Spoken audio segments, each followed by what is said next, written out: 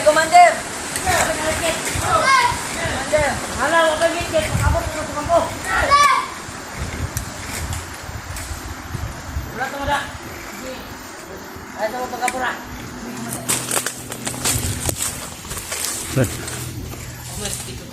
Gawin natin yun dito, Brad. Sundan natin sila. Saan to sila dalag ng mga bata ba? Asa nila dalo ng mga bata sundan na to?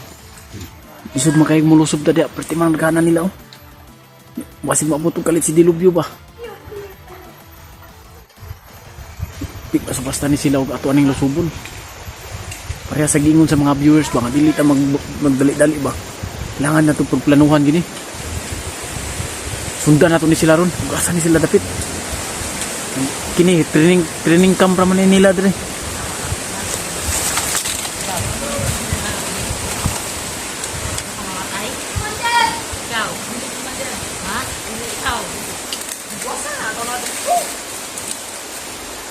Ya, manong! Unang anay! Unang anay! Dire!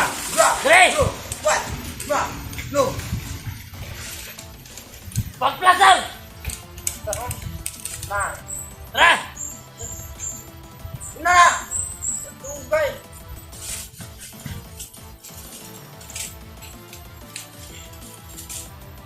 Talaga! Ikaw na! Sunod! Teka! Unang anay!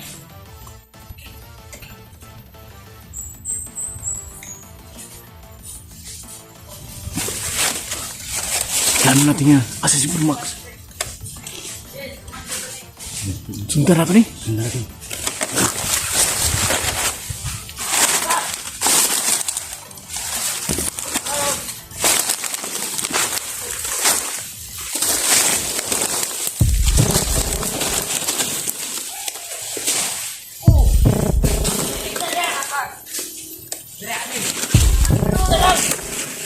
Sunod dua, dire! Bos!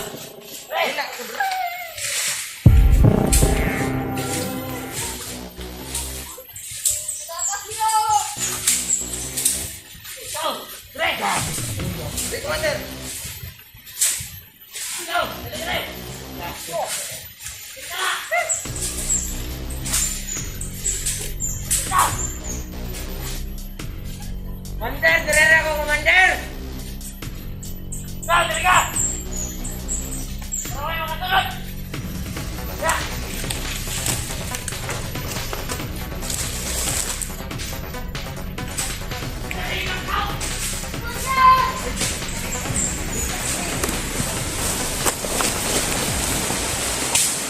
Kailangan natin ito sundan. Umasaw. Kailangan magkuha natin yung iba. Papatayin natin.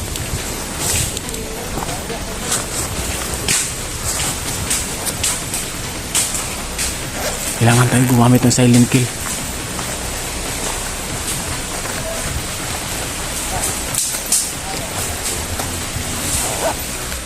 Hindi pwedeng natin ito sundan pala.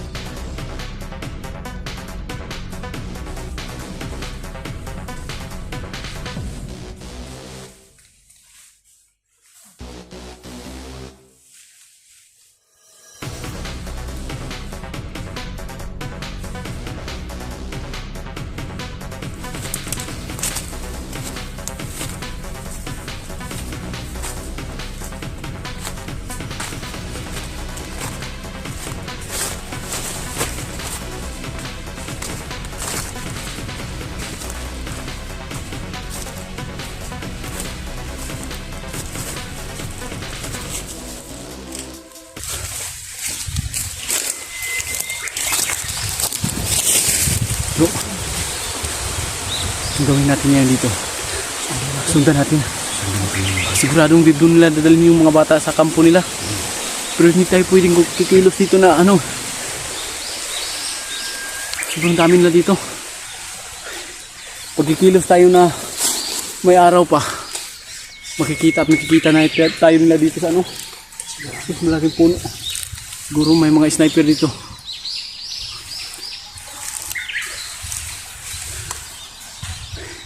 So yun mga kamaster, nakita ko yung anak ko dun sa may training camp nila.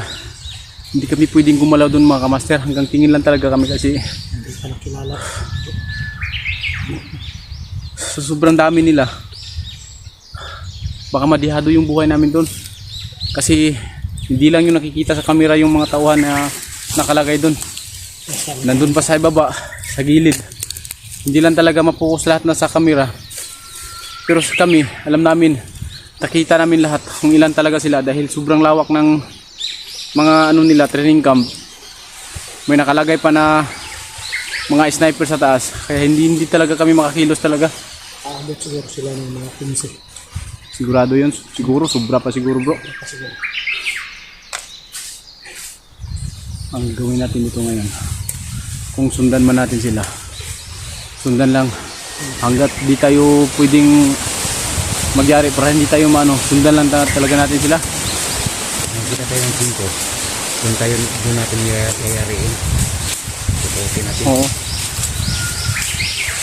Kung maaari, paggabi, kung pwede tayo kikilos ng gabi, titira tayo paggabi. Ano gabi?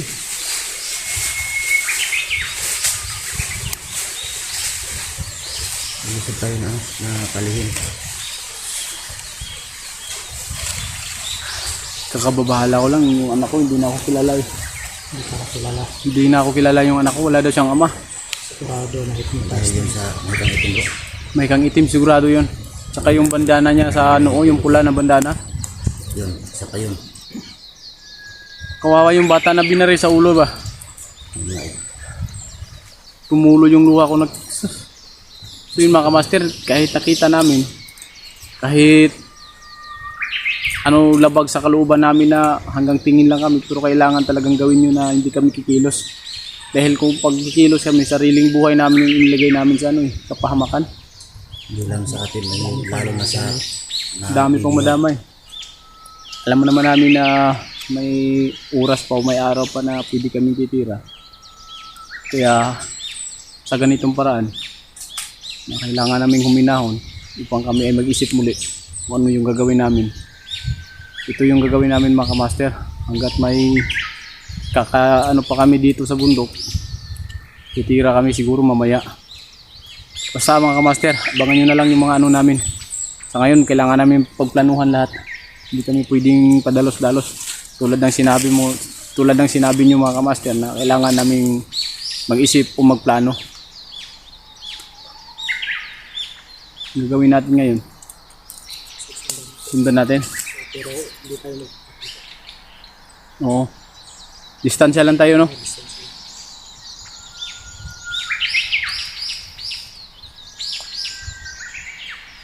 Sobrang lawak yung training camp nila ba.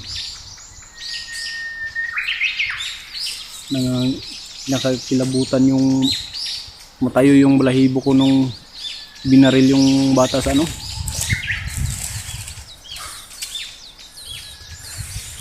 Nakakadismaya man mga kamaster na hindi na ako kilala ng anak ko, ng panganay kong anak. Sakit man sa dibdib, pero hindi pwedeng baliwalain yung ano dito ngayon. Total, nandito kami, hindi nila ako iniwan. Kukunin namin yung anak ko. Kahit anong mangyari, kahit sinong gustong sumama o maabutan namin na kasamahan ng anak ko na nasa ilalim ng itim na mahika. Kung kailangan, dalhin namin sila kay Lulugi mo. Dadalhin namin sila doon. Matulungan lang namin sila lahat.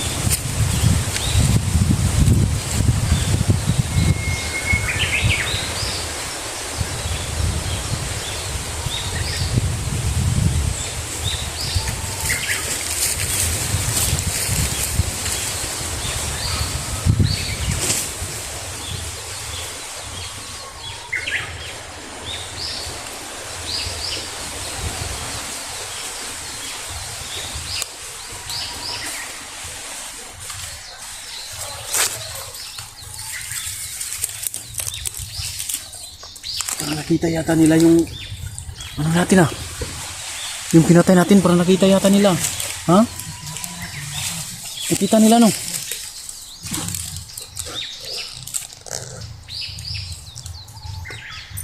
Delikado tayo dito ah. Parang may nag-iiyakan na dun ah.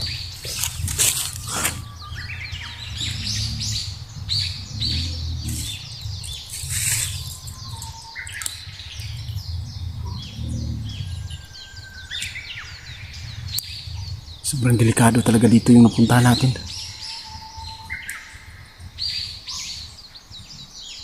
Nandito lang talaga kayo mga kamaster, nakakakilabot yung area. Sobrang nakakakilabot talaga yung area dito. Madami na pala silang tinapon na bangkay dito ng mga bata.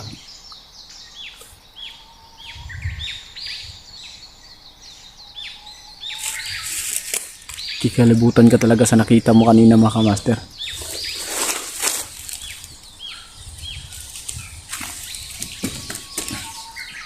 Ang sa akin lang ngayon, sana hindi lalala yung hypnotize ng anak ko. Dahil sa narinig ko kanina, hindi na daw niya ako kilala. Wala daw siyang naalalang may ama daw siya. Kaya napag-isipan ko na ano.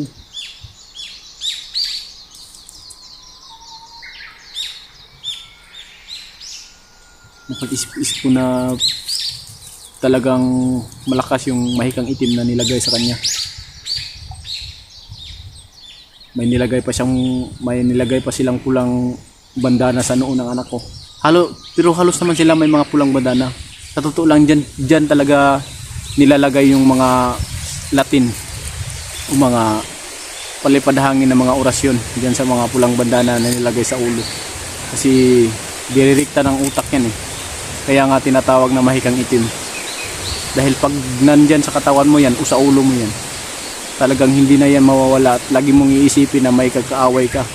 Kahit sinong iano nila na mga hunter, basta sabihin nila na yan, kaaway mo yan, ang malagay sa isip nila, kaaway na talaga yan.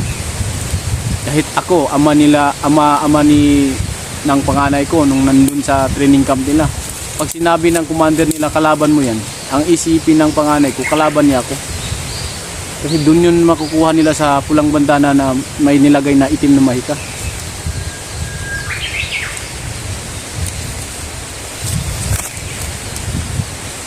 So pabuto na lang na to ani Brad. Magpagabiin na lang yun ta. Pinakita naman nila to ato ang gipatay. Lisod naman kayo umulusog pa dito. Pinagana na nila dito eh. Paabot na lang kitag oras ani. Nya ato na lang planuhon og maayo.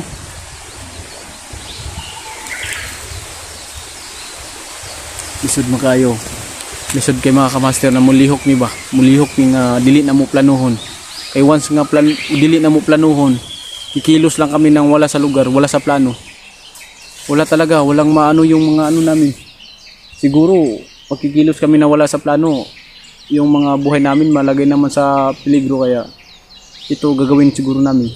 Susundan namin sila. Medyo palalayuin na namin ng konti bago kami susunod. Para naman hindi kami anuhan nila na may nag-ano sa kanila sa likuran.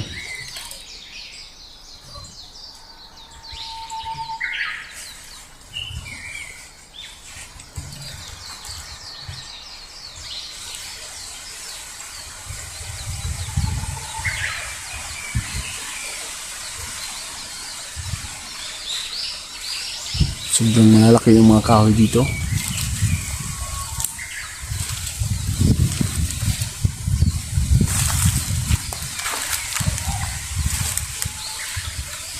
Bro, parang nakita nila yung tinira natin bro ah. Di kaya dumating na si Dilubyo?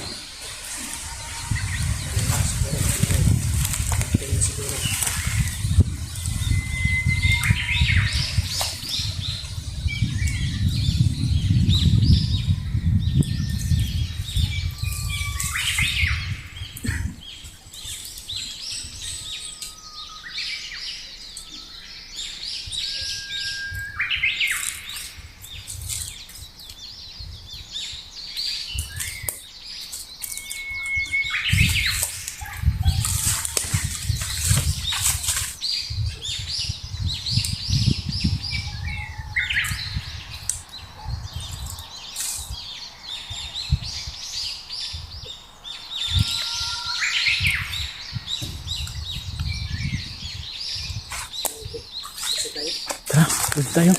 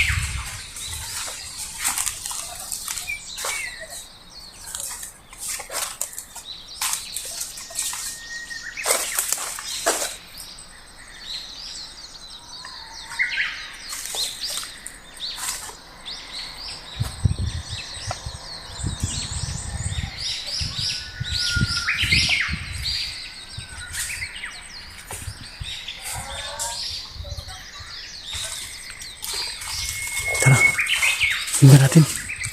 Sundan natin. Tungo sa kanilang mga ano ba? Sa area. Tara.